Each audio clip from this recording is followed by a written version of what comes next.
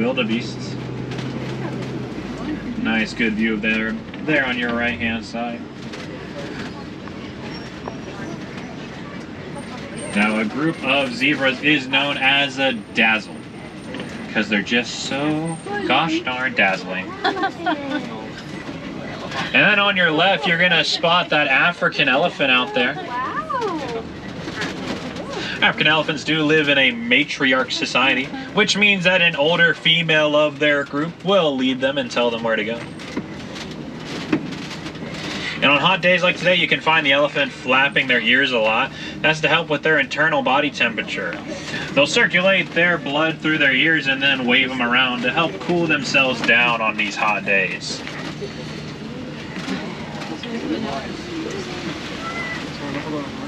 Here's a good view of one on the left. Looks like they're getting a bit of a drink there. I agree. It's hot out there. Make sure you hydrate. Even the elephants are doing it. I know we all want to see folks, but make sure you're staying seated at all times, folks. Stay all the way seated. Thank you back there. On your left, you're going to spot the greater flamingo. And hear them as well. Greater flamingo is well known for their pink coloration, and they get that color from their diet. Their diet consists of brine shrimp, which is high in beta-carotene. That beta-carotene is what turns their feathers that pinkish color. Now, they aren't born pink, however. They actually will get their pink feathers over the course of a year or two after they're born.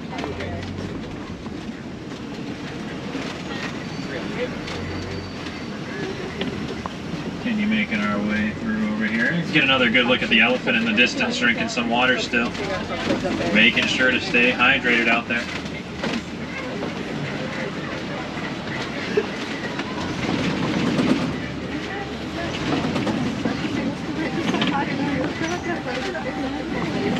You might just spot him on your left, but there might be another elephant through those trees. Kind of hard to spot, so don't feel bad if you can't always see him.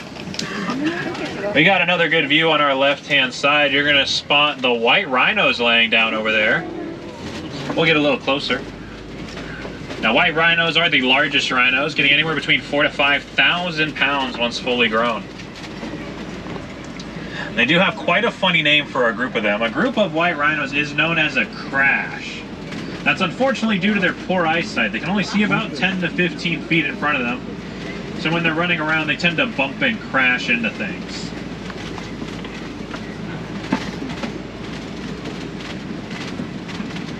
Here's a real good view coming up on your left of those white rhinos. And just keep looking to your left, because as I make this turn, you're going to notice up on the hill the fastest land mammal on Earth, the cheetah.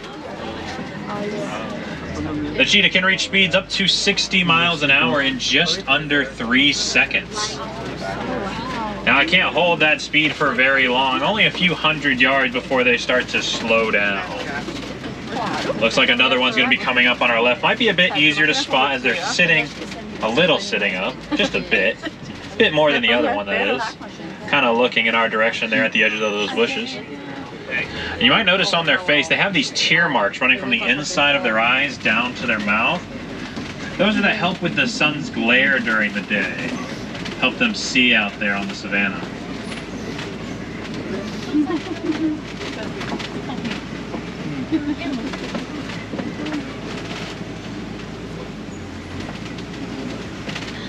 Now, a funny thing about cheetahs is they are not considered a big cat. They are considered a large cat. I know, very funny technicality, but why? It's because of the way they vocalize. So the reason they're considered a large cat is they can still purr, kind of like your home cat. Whereas animals that are known as big cats can only roar, not purr.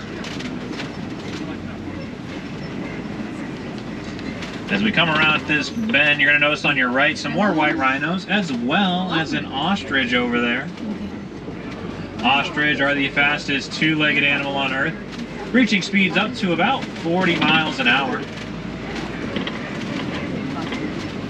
Now, they are flightless animals, but they still do use those wings. They're not just there for decoration. They'll actually use their wings to help steer themselves while they're running.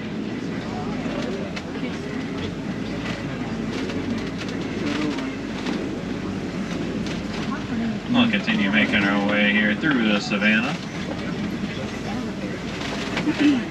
Looks like we're going to get another close view. It's going to be on your right this time of those Australian white rhinos. Going to be real close on your right.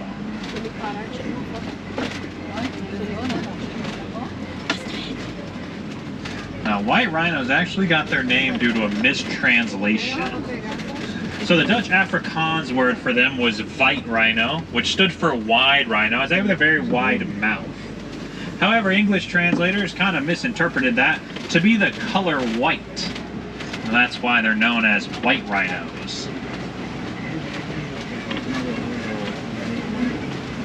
Now it looks like we made it to the edge of the savannah. We're coming into the Magadi Glen section of the reserve. Over here we have our warden's outpost. So we'll just go stop by, see what the warden's been up to over here.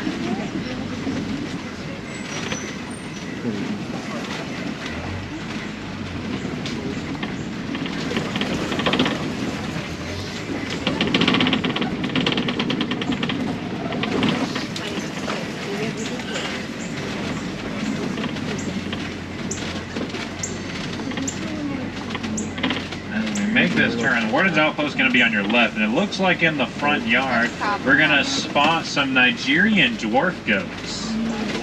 Nigerian dwarf goats are the second smallest species of goat in the world. Only get to about 2 feet tall once they're fully grown. Now these goats do have an amazing sense of balance, which makes them excellent climbers. They are very social animals, but they will still spend most of their day just kind of eating and resting.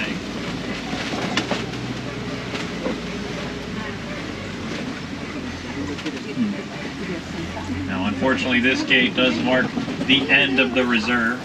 But that's not the end of all the amazing animals you can find out there in the wild.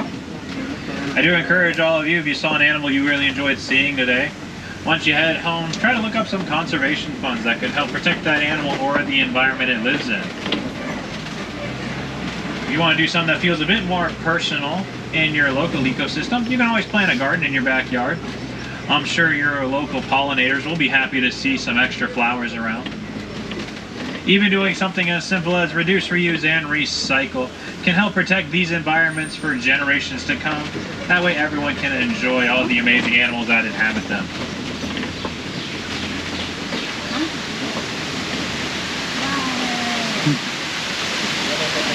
If I have any wilderness explorers on board with me today, you have been riding on the Simba 1. That Simba is in the Lion King character and the number 1. You'll be able to collect your badge once you hop off the docks up ahead. And if you didn't get enough animals on the safari, I completely understand. You'll be right at the entrance of the Gorilla Falls Exploration Trail once you exit. On that trail you can find animals like gorillas, maybe some meerkats, possibly a zebra or hippo. So I do encourage you to check it out. It is a self-walking and guided tour, so you can take as long or as short as you want going through that trail.